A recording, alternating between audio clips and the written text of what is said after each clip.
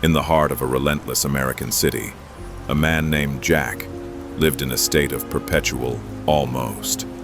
Every Sunday night, he sat at his kitchen table and designed a version of his future that looked nothing like his present. He promised himself that starting Monday everything would change. He would become healthier, more productive, more disciplined, and more successful all at once. He bought expensive equipment, downloaded productivity apps, created color-coded schedules, and set his alarm for 4:30 in the morning, believing success belonged to people with enough determination and enough willpower. But by Wednesday, the illusion of endless motivation always disappeared. The alarm became easier to ignore, the journal stayed blank, and the running shoes remained untouched near the front door. Jack kept repeating the same painful cycle. He pushed hard for a few days, saw no visible results, became discouraged, and quit. He was trapped by a hidden threshold effect, pouring energy into change without realizing that progress often remains invisible until accumulated effort suddenly reaches a point where transformation can finally be seen. Worse, he focused entirely on short-term rewards while neglecting the one thing producing them, himself. He chased outcomes while slowly exhausting the very mind and body responsible for creating them.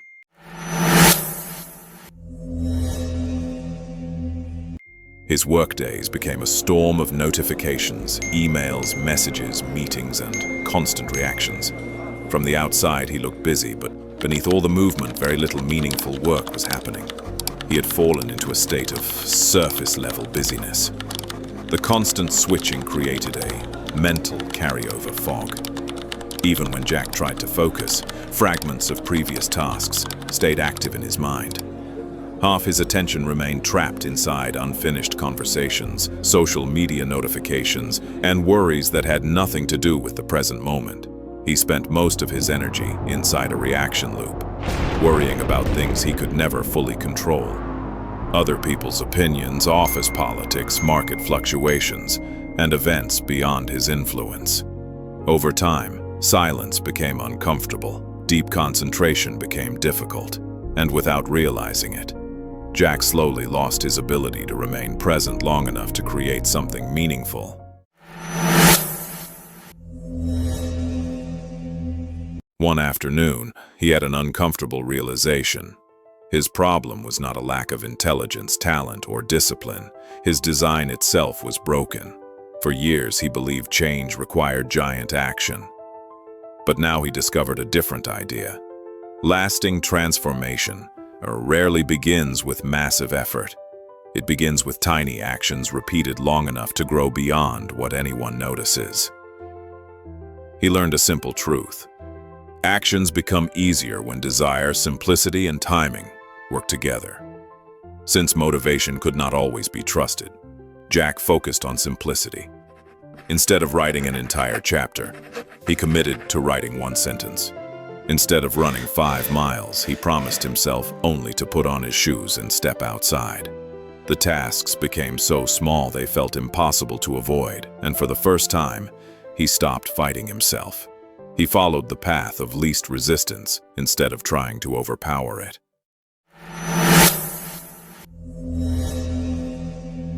Soon he realized small actions alone were not enough. He needed consistency. Instead of waiting for perfect moments, he connected new habits to routines already built into his life. After pouring coffee, he wrote one sentence. After placing his work keys on the counter, he performed 2 push-ups, simple action cues, small links, tiny bridges connecting behavior together. But the true shift came from something even smaller. After completing each action, Jack celebrated with a smile, a quiet yes, or a tiny physical gesture. The ritual felt strange at first, but gradually his brain began associating effort with positive emotion. He stopped treating progress like punishment, and slowly effort itself started feeling rewarding.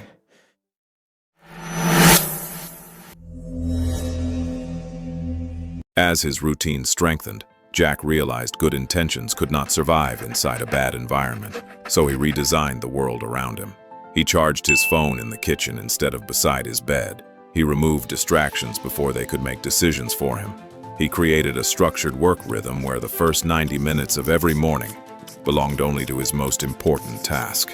No emails, no messages, no interruptions, only focused work.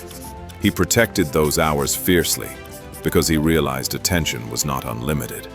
Attention was life itself.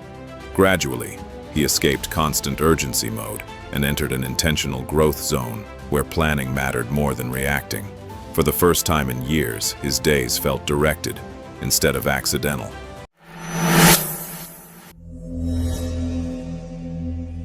As Jack changed his routines, he discovered an even deeper truth.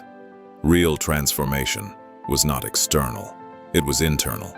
For years, he cared more about appearing successful than becoming someone capable.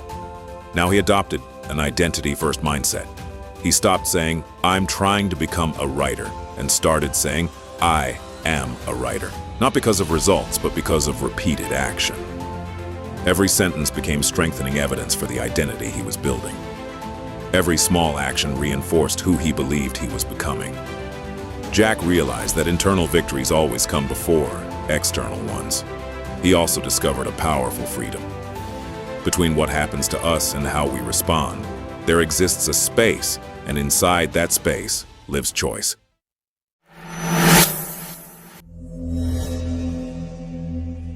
Eventually, he discovered something even greater. People can multiply growth. He practiced deep listening, not listening to respond, but listening to understand. Relationships improved, trust accumulated, conversations changed, and differences stopped feeling threatening. Instead of competing, he searched for shared breakthroughs and adopted a mindset of mutual success. Through the power of collective intelligence, he discovered that the right people could multiply growth far beyond personal effort alone.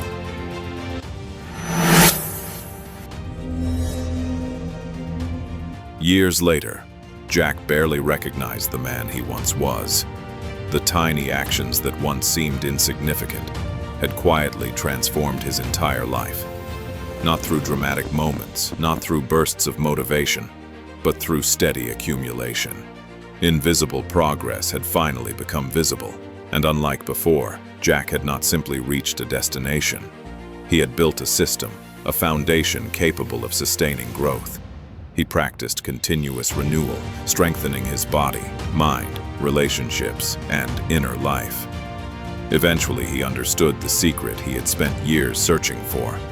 A meaningful life is rarely built through one extraordinary decision. It is built through ordinary choices, repeated with extraordinary consistency. Jack was no longer controlled by circumstance. He had become the architect of his own character, and the potential that once sat frozen beneath the surface had finally transformed into something vast enough to change the course of his entire life.